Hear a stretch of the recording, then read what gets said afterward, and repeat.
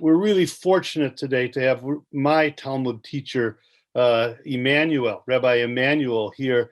Rabbi Emmanuel has been exposed to Rabbi Steinsaltz throughout many decades.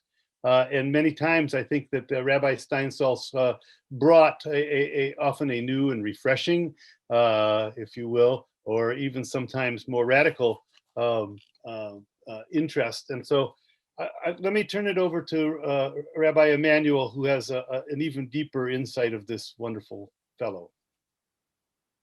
Thank you very much, Chazan Randall. I wanted to add to what you were saying, Daniel, is that you only touched one side of the name of Rabbi Adin Steinsaltz, and we say the salt of the earth, so his last name is actually kind of salt of the earth, but his first name is Adin, which is gentle. So combine the two together, you really have a glimpse of his real essence, his soul, his attitude, his demeanor, all together.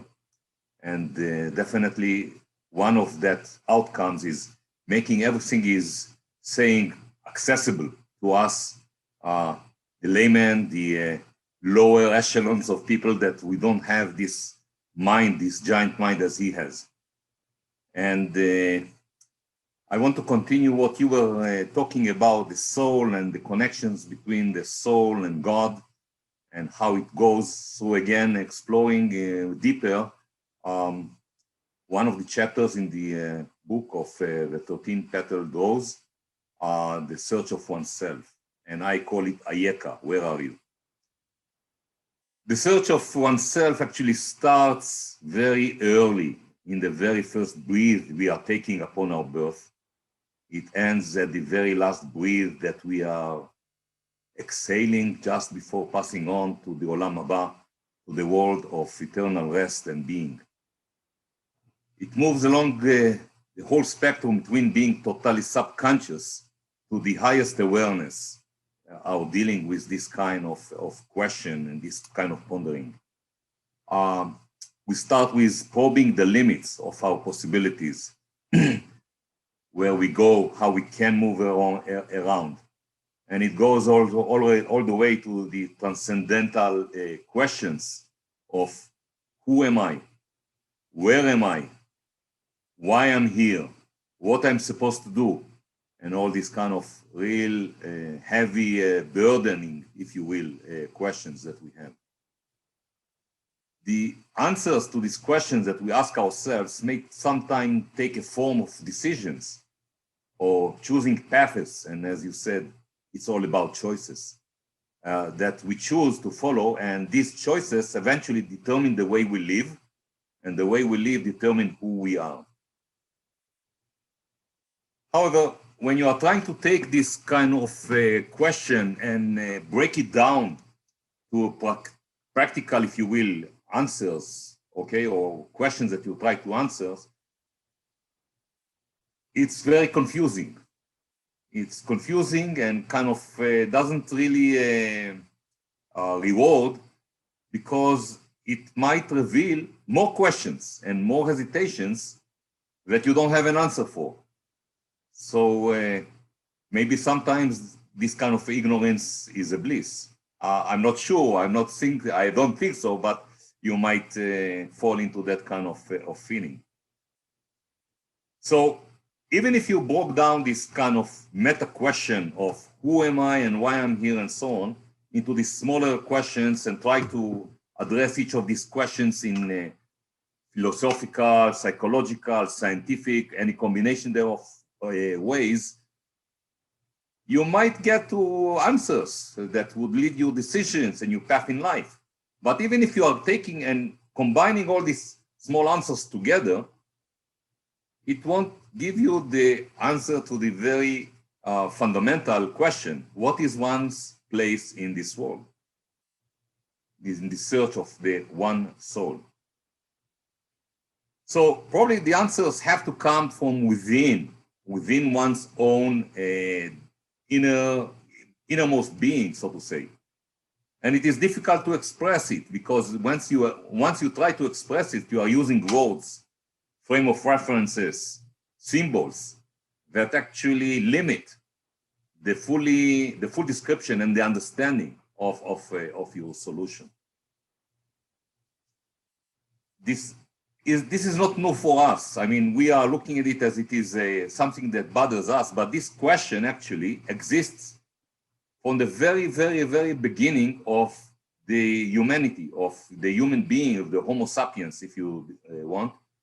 And it is described in Genesis, in the beginning of Genesis. And it's amazing, Daniel, that you are bringing Genesis 2:7, this verse that is so profound that you use it, I use it. We used it even in connection with Tu B'Shvat, in a study that we did a couple of days ago. ויצר אדוני אלוהים את האדם עפר מן האדמה, ויפח באפיו נשמת חיים, ויהי האדם לנפש חיה. And the simple translation is that the Lord God formed man, human being, from the dust of the earth. He blew into his nostrils the breath of life, and the breath in capital B of life, capital L, if you will.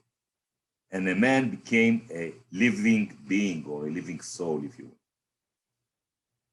So the minute Adam was created, he was actually a fractal of the divine. He was good. We believe, we know that the Holy One, blessed be He, is only good, even though we don't see it that well. Sometimes He is only good. So human being in its beginning of creation is good, has no doubt. Look, He is calling out the names of all the animals without any hesitation, and He does it right. On the other hand, Adam is incomplete. He doesn't know everything. He doesn't know the good or the differentiation between the bad and the evil and the good. But still, he's complete because he doesn't have any doubts. Without even answering the questions, he knows what he has to do. God tells him, you have to attend and to mend and to make sure that our world is striving, is in good place. On the other hand, Adam also is born and given the free will. And just as infants do, they push and try to find out where the boundaries are, so was Adam too. He was doing it. So when Adam eats from the fruit of the tree of knowledge of the good and the bad, a major transformation happens, just like this. ותפקחנה עיני שניהם וידעו כי עירומים הם. That's in Genesis 3:7. I must read it in Hebrew because the translation, any translation really sucks. Excuse my French here. Then the eyes of both of them were opened and they perceived that they are naked. That's a true translation, but really misses a lot. The word is used for open their eyes, it's vatipakachna. The root of this word actually means much more. It means supervise, inspect, oversee, make clear, make clever, be sober, be in control, begin to understand, be wise, be shrewd, be smart, bright. It's not just opening the eyes, it's much more than that. Then the word perceived is a translation for vayed'u. Not good enough. I'd rather use the word know, knew, they knew.